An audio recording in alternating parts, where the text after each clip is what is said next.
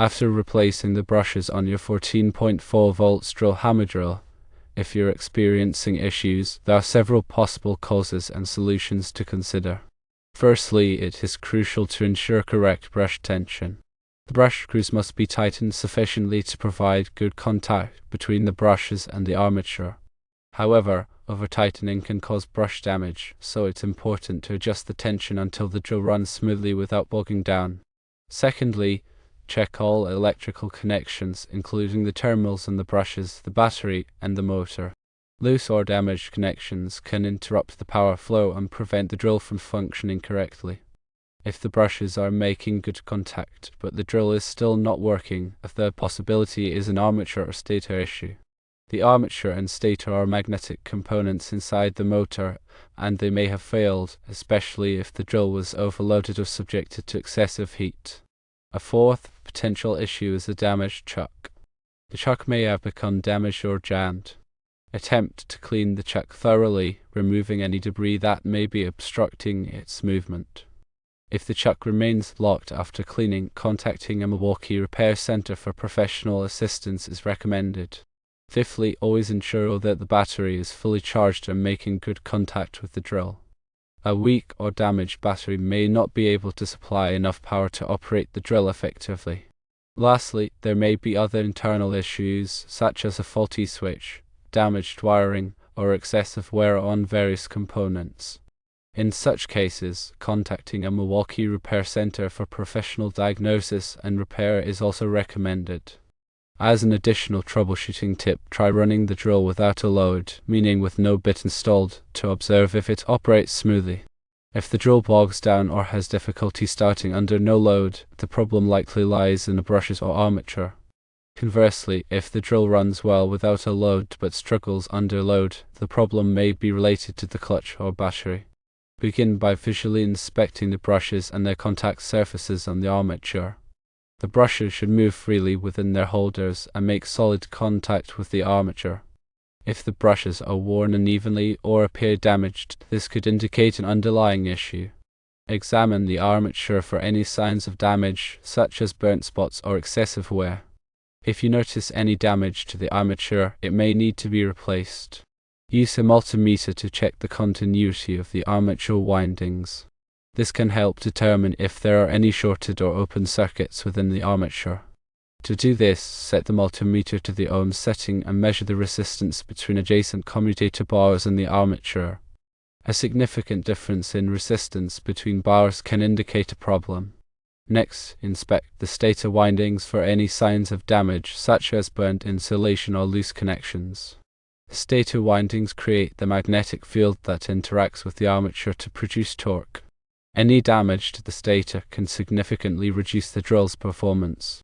Use a multimeter to check the continuity of the stator windings. This will help determine if there are any open circuits or shorts within the stator. To do this, set the multimeter to the ohm setting and measure the resistance between the stator terminals. An open circuit or a very low resistance reading can indicate a problem. Check all wiring connections within the drill for any signs of looseness, corrosion, or damage. Loose connections can cause intermittent operation or complete failure. Ensure that all wires are securely connected to their respective terminals. Clean any corroded connections with a wire brush or electrical contact cleaner. Inspect the switch for any signs of damage or wear. A faulty switch can prevent the drill from operating correctly. Use a multimeter to check the continuity of the switch in both the on and off positions. The switch should show continuity when in the on position and no continuity when in the off position. If the switch is faulty, it will need to be replaced. If your drill has a clutch, inspect it for proper operation. The clutch is designed to slip when the drill encounters excessive resistance, preventing damage to the motor and gears.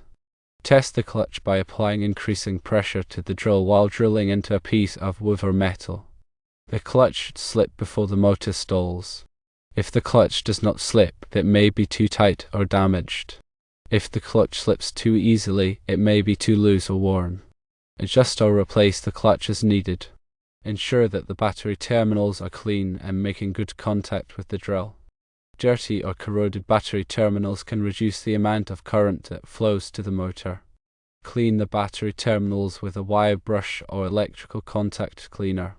Check the battery voltage with a multimeter to ensure that it is within the proper range. A weak or damaged battery may not be able to supply enough power to operate the drill effectively. If the battery voltage is low, try charging the battery fully.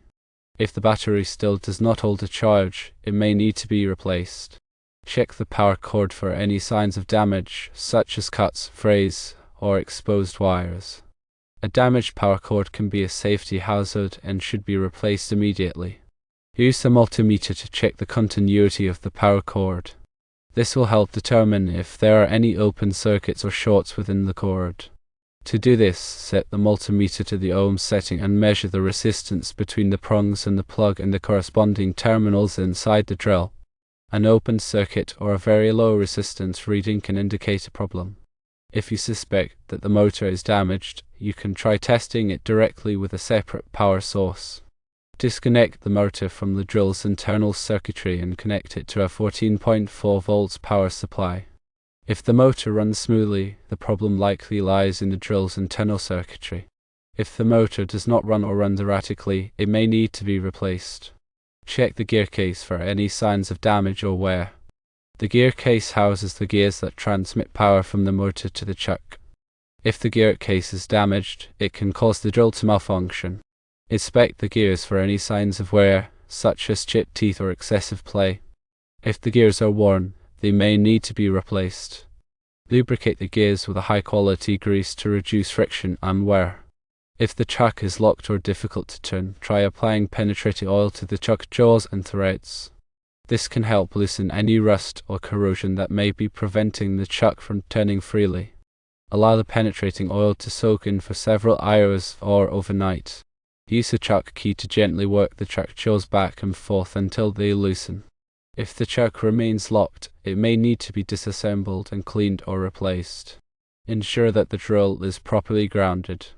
Grounding helps to protect against electrical shock. Check the grounding wire for any signs of damage or looseness. The grounding wire should be securely connected to a grounded metal surface.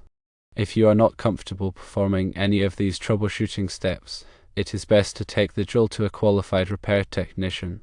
Attempting to repair the drill yourself without the proper knowledge and tools can be dangerous and may void the warranty. By following these troubleshooting steps, you should be able to diagnose and potentially fix many common problems that can occur after replacing the brushes on your 14.4 volts drill Hammerdrill. Remember to always take safety precautions when working with electrical tools. Wear safety glasses and gloves and disconnect the power source before performing any repairs.